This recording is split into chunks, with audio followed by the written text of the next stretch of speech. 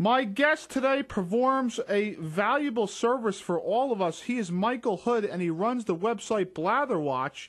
It's at blatherwatch.blogs.com. The great service I'm talking about is that he listens to talk radio so that we don't have to. That's right, we're talking full coverage of all the talking heads like Sean Hannity, Bill O'Reilly, Glenn Beck. He covers them all, folks. You really should include blatherwatch.blogs.com in your list of sites you regularly surf. With that, I give you the man himself, Mr. Michael Hood. Michael, welcome to the show. Hey, thank you, Bob. Now, I really appreciate it. Speaking of Bill O'Reilly, O'Reilly is leaving radio, so you're not going to be. Are you sad that you're not going to be able to report on Bill O'Reilly? Well, you know, I can't help myself. I have to report on his Fox News show as well. He's Right. just too good. Yeah. To miss, you know. Yeah, absolutely. I love. I mean, there's nobody I love making fun of more than Bill O'Reilly. He's his own problem, you know. Oh, sure. Absolutely. I mean, we can go down the line as far as the last year or so, 2 years, with the comments, with the ridiculous statements, with the calling Barney Frank a coward. I mean, we could just go. We could do a whole radio show about Bill O'Reilly. Absolutely. He's the guy everybody loves to hate. So I'm never going to let him go. I must say, though, you know, I'm out in Seattle, and I do a lot of local market stuff. So that is one thing for East Coast people. There is that local angle here that may not be all that interesting to them, but I do cover cable news as well. How did you get the idea to create Blatherwatch? You know, back like so many bloggers, in 2004, after the election, you know, it was so depressing that it politicized a lot of us. A lot of bloggers started throwing up blogs and got active after that very depressive re-election of George Bush. And I listen to talk radio, one of the very few progressive people that I know that does, and I decided, since, especially in Seattle, you know, talk radio has been very influential. We live here in Seattle. It's kind of like San Francisco or New York City. Mm-hmm.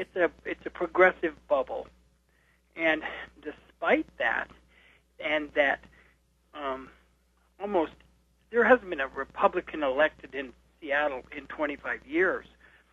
But despite that, there had been at the time 3 very active and influential, in a way, conservative talk radio stations flourishing. And, you know, nobody I know even listened to them.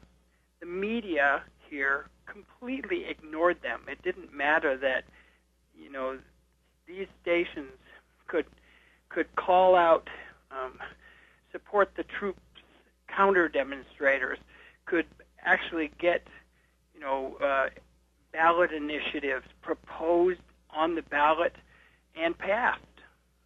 And, you know, they're really an influential, they were at the time in 2004. They've kind of changed now for a number of reasons, but at the time, especially, they were quite influential. Yeah, that's how I got started. It's unfortunate because there's so many of these talking. It's like, I think in Seattle, Michael Medved is up there, and obviously... Right, well, he's a national syndicated, yes. And he lives here, so he comes out of here. Right.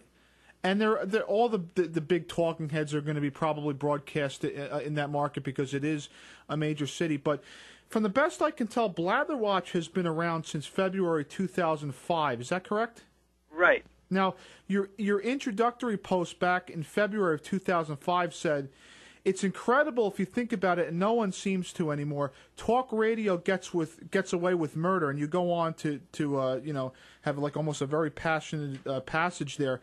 In your opinion, Michael, have things gotten better or worse in the nearly 4 years since you wrote that? Well, Radio has really changed, and that is since there's been so much media consolidation.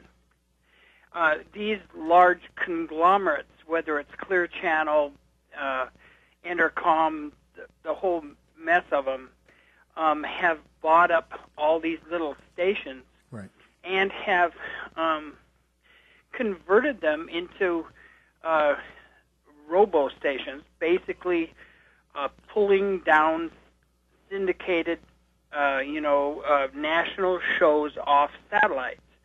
Now, that's a very cheap way to run a radio station. Those things, with the exception of Rush Limbaugh, syndicated shows that they bring, the Glenn Beck, Laura Ingraham, Sean Hannity, all these guys are free. All they cost are some advertising minutes. So with little overhead, these stations can go automated and bring down these national voices. Rush Limbaugh charges a lot of money, but he can anchor a station. If you have him on live, he's, everybody, listens to that station all day long usually. So anyway, the problem is that eventually everything kind of sounds the same. They're all conservative. They're all yelling, and radio has basically edged out younger people. Younger people don't listen. They have not built an audience. They've right. pretty much depended upon a boomer, baby boomer, male, white audience. And let's face it, we're dying off, and that is a diminishing demographic.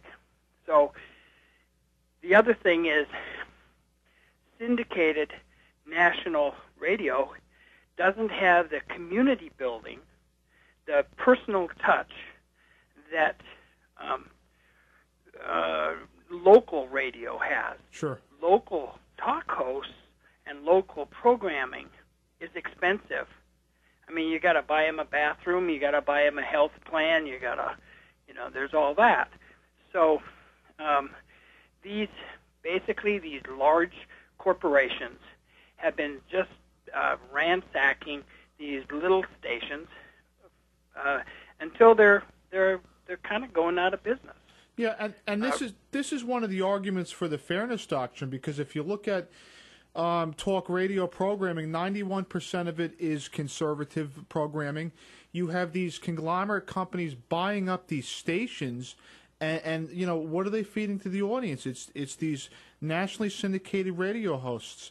And we see this problem, especially in the New York market and some other markets, where local hosts are being pushed out, and it's just a monopoly any way you look at it. Yeah, but the other thing is that Wall Street, which is in deep doo-doo anyway, and one of the reasons is that these stations aren't producing very much. They're divesting of them. I mean, it's not worked out for them. They've squeezed every penny that they can out of them, and they're getting rid of them. And this may go back to local ownership and people who want to risk the money to build stations in the old way. Back when radio was really popular, it's not going away, radio, but terrestrial radio. But that's my hope, that we'll start all over again. I'm not so sure that the fairness doctrine is the way to do that, though. Right. That I hear what the station owners and say about how difficult these days that doctrine would be to administer. And I don't think it's necessary, frankly. I think that, we are building liberal radio. It's taking longer than we'd like, but we have had some really great breakout stars in radio. Air America went through it tried to be a network, and it wasn't managed by people who knew radio.